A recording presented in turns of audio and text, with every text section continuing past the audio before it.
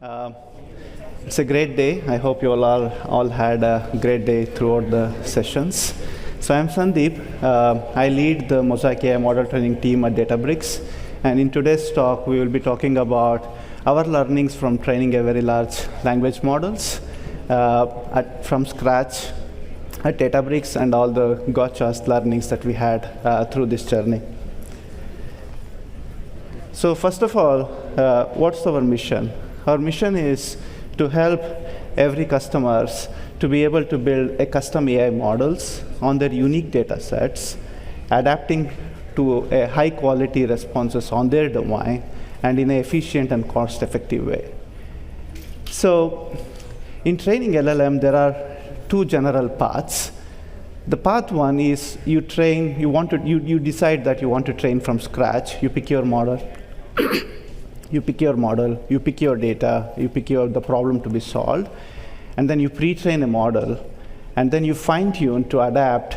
We call it as curriculum learning, to adapt to the domain that you want to train the model for. And then you do RLHF for setting your preferences, how the model should behave, and then you deploy the application. This is a hard way, but you start from the scratch. One path of building your own LLM on your own unique data. The second path is you use a pre-trained foundation model from open source. And then you do a continued pre-training optionally. If you have a lot of unique data about your business, about your specific domain, you try to add more knowledge to the pre-trained model via continued pre-training. And then you continue the path of fine-tuning to adapt to the behaviors of your unique domain that to be deployed in production, and then RLHF optionally to set your preferences, and then you deploy the application. So these are typical paths of training a model. But first of all, why do we need to build a model? So what we have seen with working with large enterprises, there are four primary reasons in the order of importance from left to right.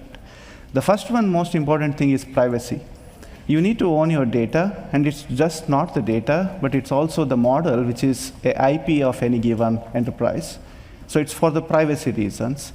And quality of data, you have seen a lot of open source benchmarks, and also in our study and deployment of many thousands of applications, we have seen that small language models can adapt better when it is trained or fine-tuned with a high quality data in a specific domain. So you yield better quality models by able to fine-tune on your data. That leads to cost being something that you can control with a smaller language model in your own premise deployments. And then, of course, the latency is the follow-up. So we trained a model called DBRX.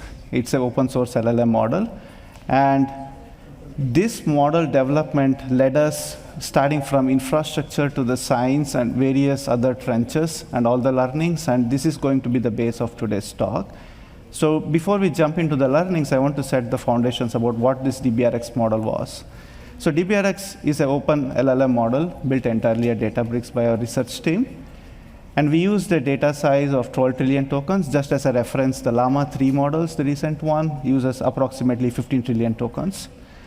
Model size, we used mixture of expert architecture with a total of 132 billion params and 36 billion params to be the active one.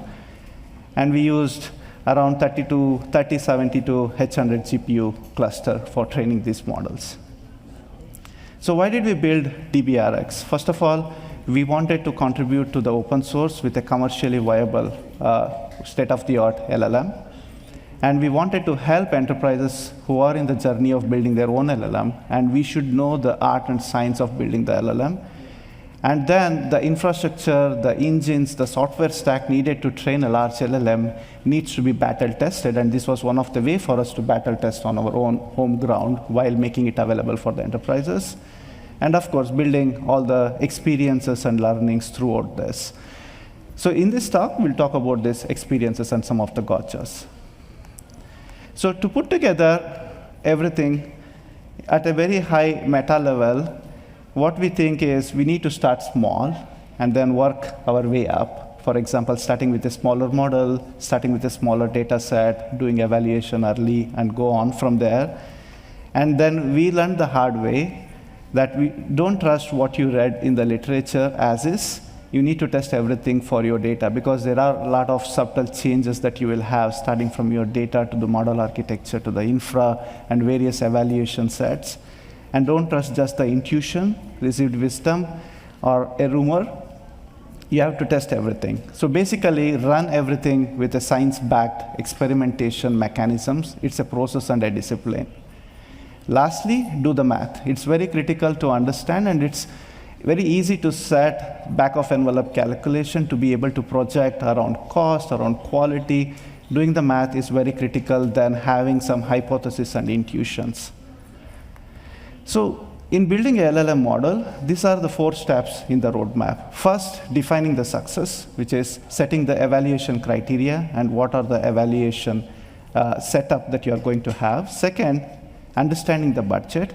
Training a LLM will involve budget, about people, about the cost of infrastructure, everything. So understanding the budget. Usually budget can be determined with 2 dimensions, which is model architecture and data. Lastly, once you set the constraints around your budget, you need to fill up the details, like how does the model architecture look like, the number of params, various other architecture choices, and about the data. And then we start training, scaling, and infra. These are like very high-level meta 4-step process in the roadmap of building a LLM. So first step, evaluation. So in evaluation, what we have learned and built is we need 3 types of evaluation setup when training a LLM. First one should be something like cheap and automatic, and it should run very quickly. Second one should be something like somewhat involved and more realistic. It should be able to represent your domain in which you are going to deploy this model for. The last one, it should be very close to the real world, including human annotations and human preferences.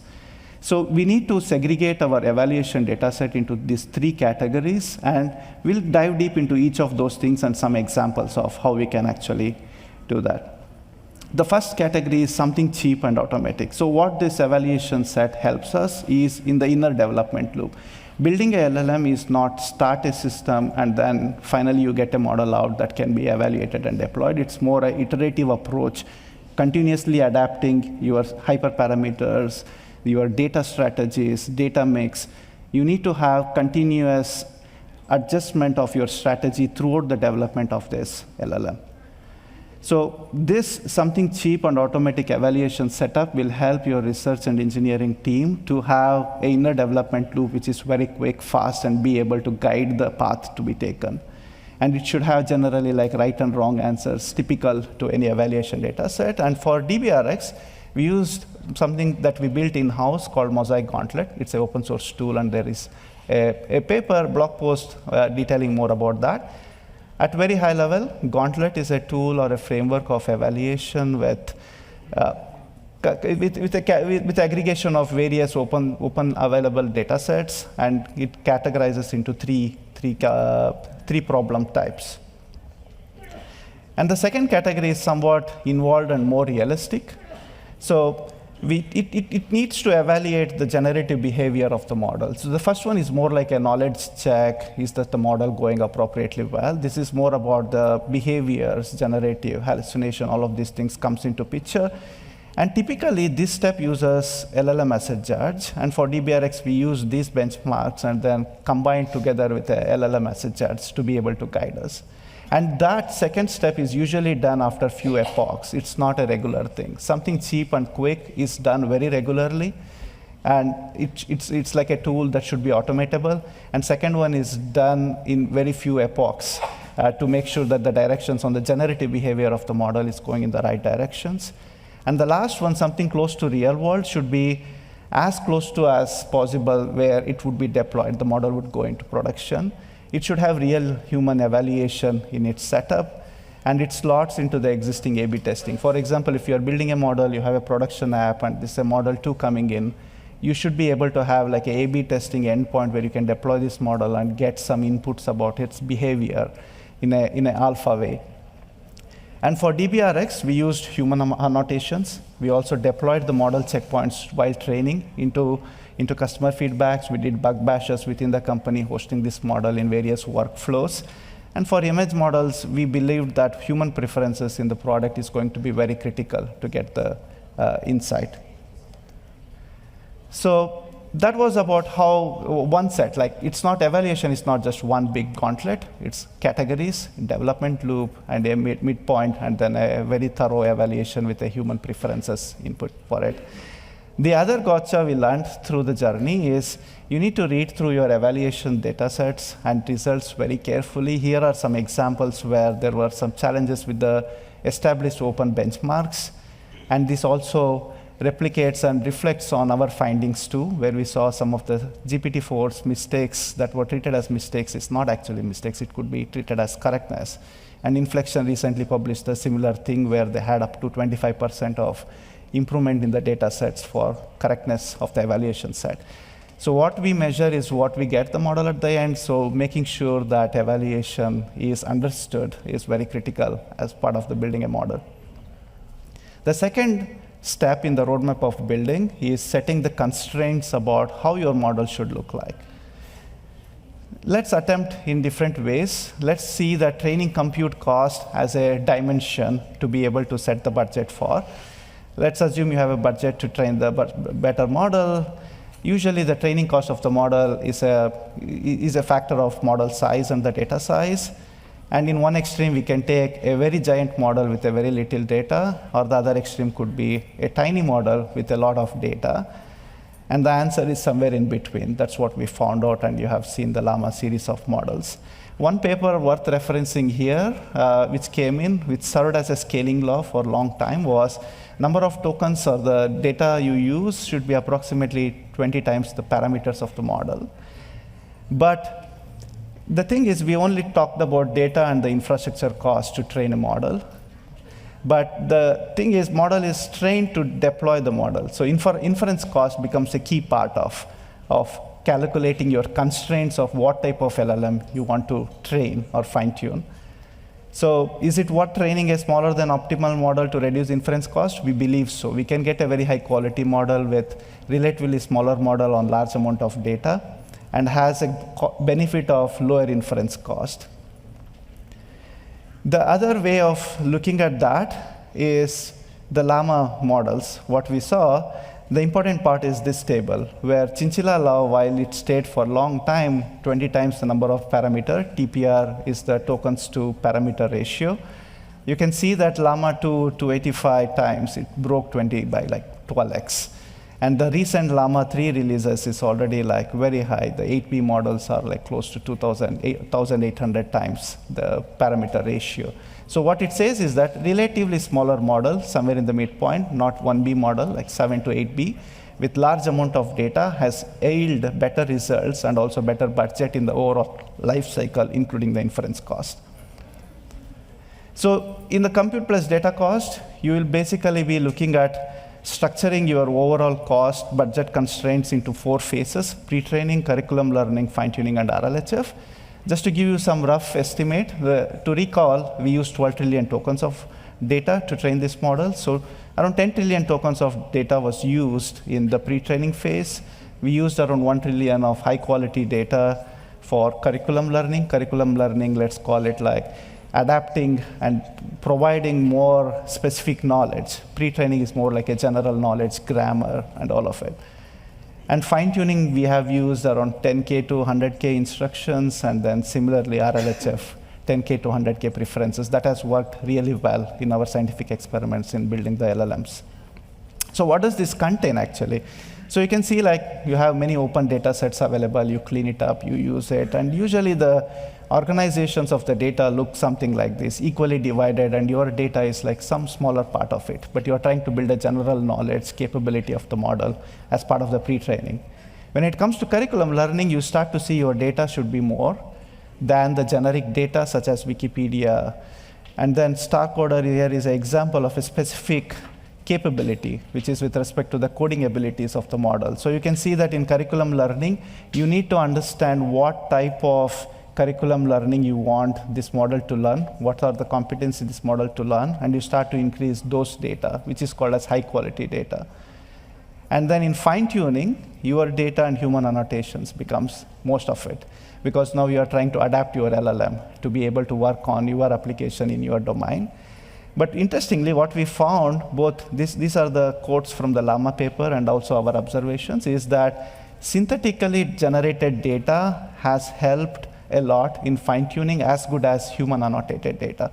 So what we found, a scalable way of getting better models out during the fine-tuning phase is also to use large models such as Llama 405B to be able to generate synthetic data and then fine-tune on top of those data. And that has given us a boost in the speed at which we can actually fine-tune our models, and also with a higher quality.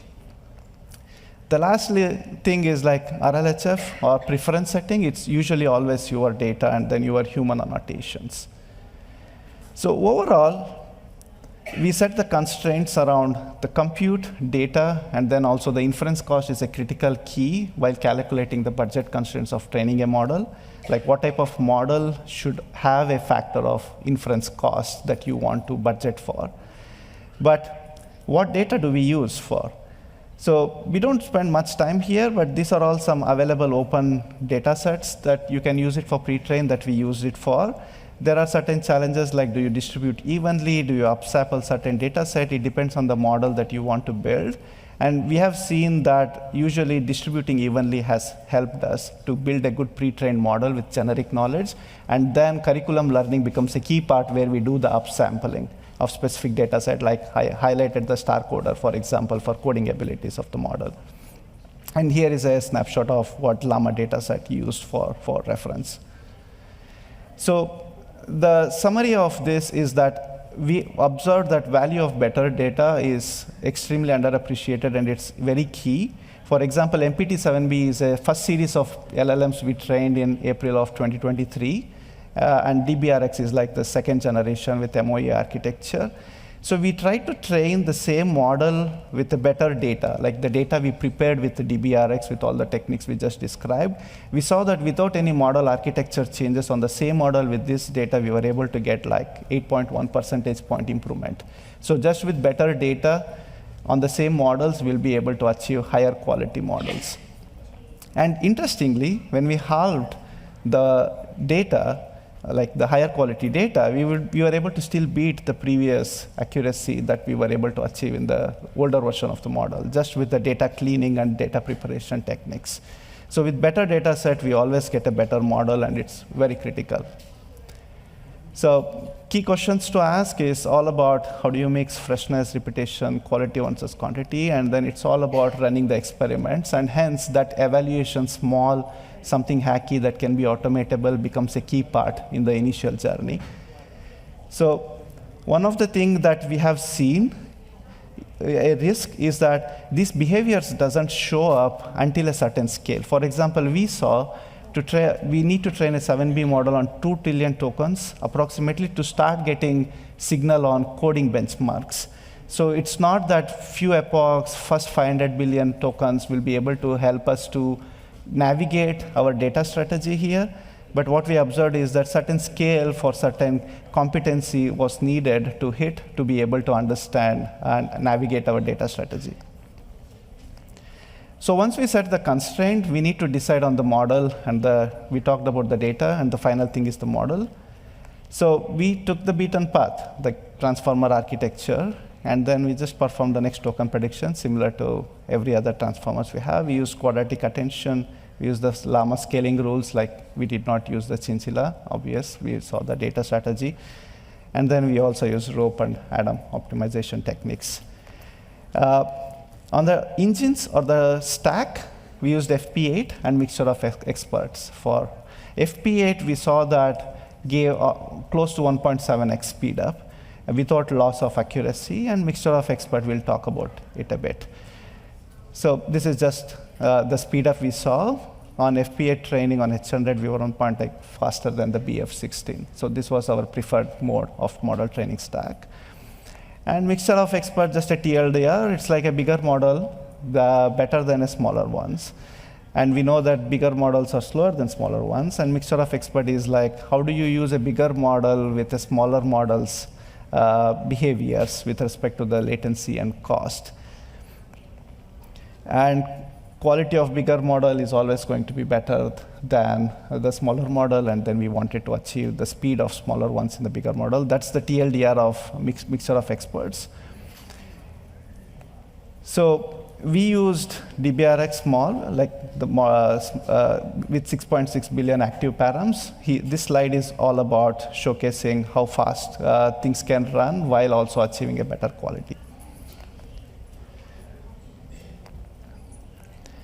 Finally, the thing that is important to do is the math. In the roadmap, as you saw, like the fourth step was like do the math. How long to train? It's easy to calculate. Let's assume we are using 64A100, and then we can get the flops. You know the number of tokens that you are going to train on based on the previous data strategy, and you should be able to calculate how much days it's going to take. 3.4 days. Here is the cheat sheet. A very simple back of envelope calculations. And there is something missing here, because it's not like 100% we can have a utilization. We can only have, we did not calculate for the recomputations. We won't be able to fully utilize our GPUs. There would be inefficiency on network, memory, and all the system architectures that are involved. So what do we see is that model flop utilization, which is a key part of it. And then using 50%, we were able to achieve in the infrastructure 50.7% MFU, and then MFU is the model flop actual utilization, actual flop utilization to train the model in a very naive way. It's basically around 6.7 days, but there were like things that could go down. We need to kind of like adjust. We need to stop the train. So it's not just like we start on day one, at the end of 7th day, we would have a model. As I said, it's adjusting the path as we go. So that was about math. And finally, to run all of these things, we need the infrastructure or the systems. So we use this tool stack. Everything is open source, also available as a fully managed products on Databricks, Lilac for data exploration. We have been accustomed with using structured data exploration techniques, but however, a data exploration technique for unstructured data such as text is a very critical key. We saw that huge efficiency boost and better quality data we were able to build using tools like Lilac. And notebooks, Unity Catalog for storage and governance, Mosaic AI pre-training stack, and MLflow for observability, for experiment management. These were all the tools, and these are like basic set of tools that we need to order in place for our research and engineering teams to be able to run these experiments. Specific to Mosaic AI training engines, we use Composers, which is a training library we have built for scalability on top of PyTorch. And we have built a streaming library for I/O and checkpointing the models. And we have a Foundry, which is an efficient implementation of model architectures like DBRX. We also have an implementation of Llama. And we have a Megablock library, which is MOE implementation for specifically with CUDA. And all of these things are OSs. All of it are available on the GitHub. People can use it as is. The last thing that I would want to touch upon in the infrastructure space is that it's not all rosy. It's approximately like 3 failures per day is what we observed, and failure is like model training comes to a stop.